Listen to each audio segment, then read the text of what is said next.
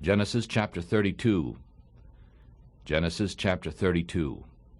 And Jacob went on his way, and the angels of God met him.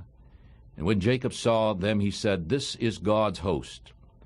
And he called the name of the place Mahanaim. And Jacob sent messengers before him to Esau his brother to the land of Seir, the country of Edom. And he commanded them, saying, So shall you speak to my lord Esau. Your servant Jacob says thus, I have lived with Laban and stayed until now. And I have oxen and asses and flocks and men servants and women servants. And I have sent to tell my lord that I may find grace in your sight. And the messengers returned to Jacob, saying, We came to your brother Esau, and also he comes to meet you, and 400 men with him. Then Jacob was greatly afraid and distressed, and he divided the people that were with him, the flocks and the herds and the camels, into 2 bands.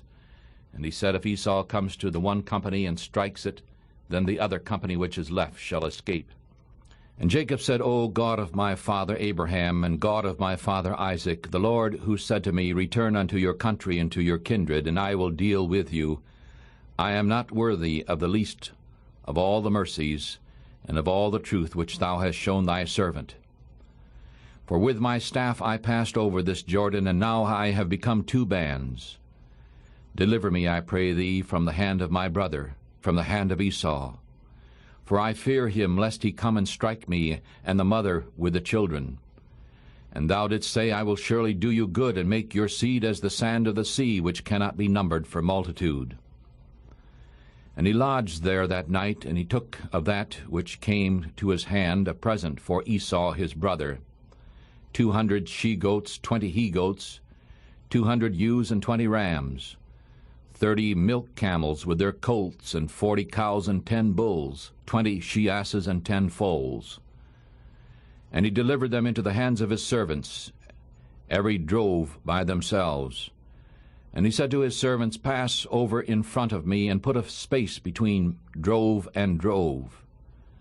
And he commanded the foremost, saying, When Esau my brother meets you, and asks you, saying, To whom do you belong, and where do you go, and to whom do these before you belong? Then you shall say, Your servant Jacob. It is a present sent to my lord Esau.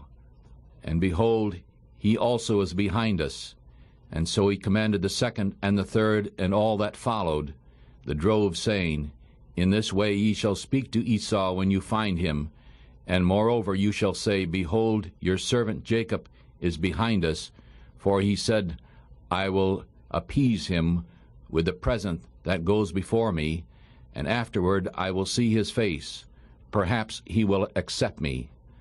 And so the present went over before him, and he himself lodged that night in the company. And he rose up that night, and took his 2 wives and his 2 women servants, and his 11 sons, and passed over the ford Jabbok.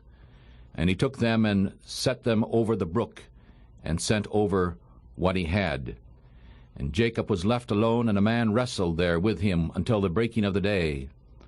And when he saw that he did not prevail against him, he touched the hollow of his thigh. And the hollow of Jacob's thigh was out of joint as he wrestled with him. And he said, Let me go, for the day breaks. And he said, I will not let thee go, except thou bless me.